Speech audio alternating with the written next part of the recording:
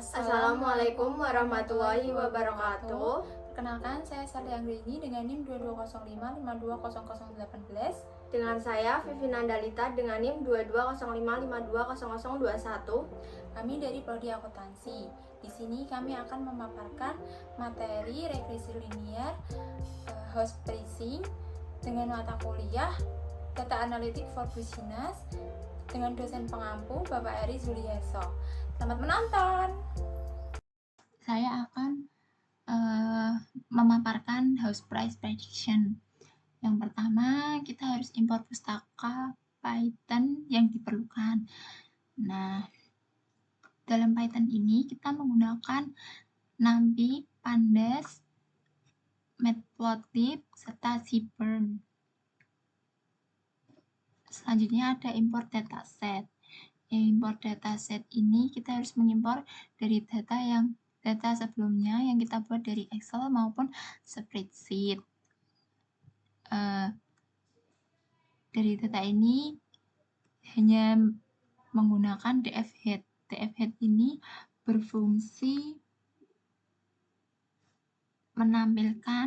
hanya menampilkan 5 baris pertama dalam kumpulan data tersebut.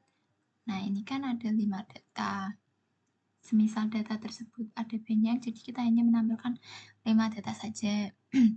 Lalu yang kedua ada show information about data set. Data ini kita hanya merumuskan dengan data frame info. Nah, info ini berfungsi menampilkan informasi secara detail tentang data frame seperti nama kolom, tipe data beserta jumlah datanya, lalu jumlah nilai titik hilang atau missing value. Nah, beserta merekam memori yang diperlukan ataupun yang terjadi saat itu. Lalu selanjutnya ada description. Description ini kita menggunakan kode df descript style background gradient agar tabel yang kita tampilkan memiliki warna yang berbeda. Dari fungsi df descript tersebut, kita dapat melihat beberapa statistik penting seperti kolom minimal atau harga terendah dari data tersebut. Terus ada kuartil 25%, ada median, lalu ada kuartil 75%, dan harga tertinggi atau maksimal. Nah, harga terendah dari data tersebut memiliki harga 550.000, untuk kuartil 25%-nya sebesar 572.500, untuk medianya sebesar 602.500.000, untuk kuartil 75% sebesar 722.500. Lalu ada harga tertingginya sebesar 810.000. Lalu selanjutnya ada data analis. Data analis ini kita menggunakan data frame ISNA serta sum. Data frame ISNA ini berfungsi untuk mengecek apakah ada nilai NaN atau not a number. Maka dari itu kita bisa melihat jika data tersebut memiliki satu nilai NaN yang dimiliki oleh bedrooms dari data di atas. Lalu selanjutnya ada fill null values with median value. Nah, dari kode ini isi data yang bernilai NaN yang dimiliki bedrooms dengan median menggunakan metode Vilna yang menggantikan nilai yang hilang. Nah, ini data frame karena NaN-nya terdapat di bedroom, maka data frame menggunakan data bedrooms dan menggunakan kode Vilna untuk menggantikan data yang hilang. Nah, ini harusnya pakainya median, bukan mean. Nah, untuk outputnya seperti di layar sudah terdapat nilainya. Lalu ada data visualization. Data visualization ini kita menggunakan PLT figure fixed size 10,7. Nah, PLT figure ini kita menggunakan diagram batang. Lalu untuk ukurannya kita bisa menyesuaikan yang kita inginkan. Fixed size ini. Nah, dari nilai ini kita dapat menyesuaikan ukuran dari output diagram batangnya. Selanjutnya kita dapat melihat kenaikan berdasarkan bedroom menggunakan diagram batang yang datanya dari X bedroom dan data Y menggunakan price. Selanjutnya ada scatter plot atau diagram sebaran.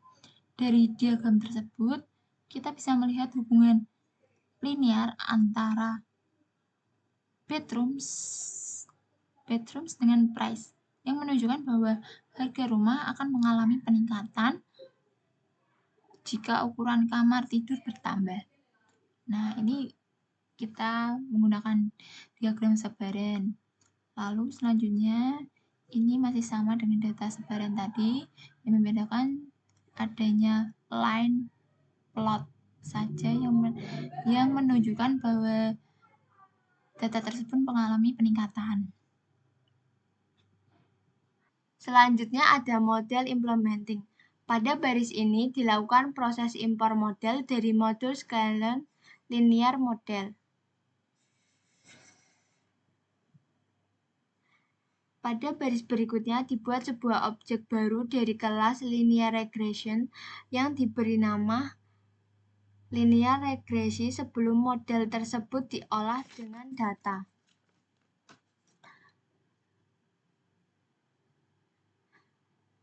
Selanjutnya, sebelum pelatihan training, model dibuat terlebih dahulu menggunakan variabel X dan Y.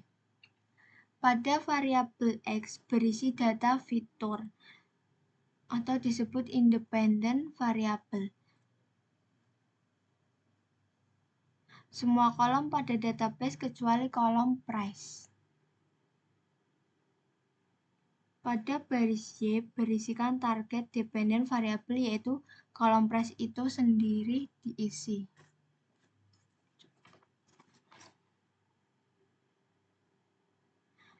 Selanjutnya ada change bedroom data type float to intercept.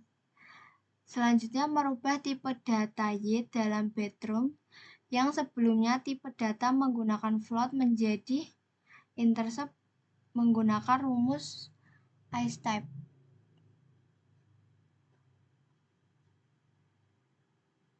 Yang berikutnya menampilkan data fitur yang digunakan untuk prediksi fitur seperti area, bedroom, dan edge.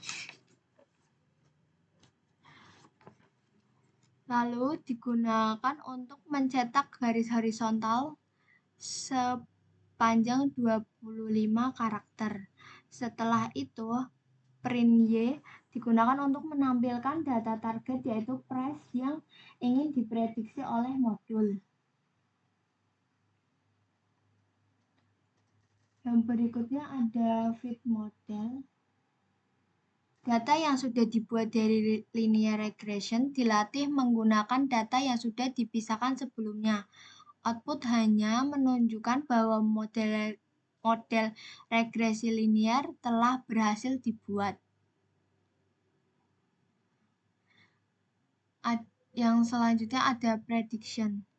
Pada prediction dilakukan menggunakan database model diminta untuk memprediksi harga rumah dengan spesifik area sebesar 4.000, jumlah kamar tidur 2, usia rumah 50 tahun.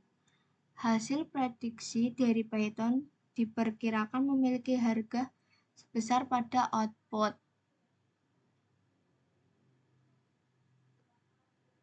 Selanjutnya, model linear regression yang telah dibuat sebelumnya diperiksa koefisien dan intercept-nya dengan perintah model regresi.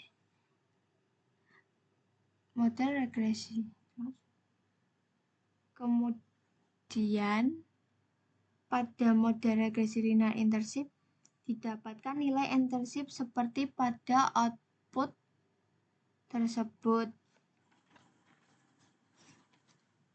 Setelah mengetahui koefisien dan intercept-nya, selanjutnya dilakukan evaluasi perform model menggunakan fungsi skor XY.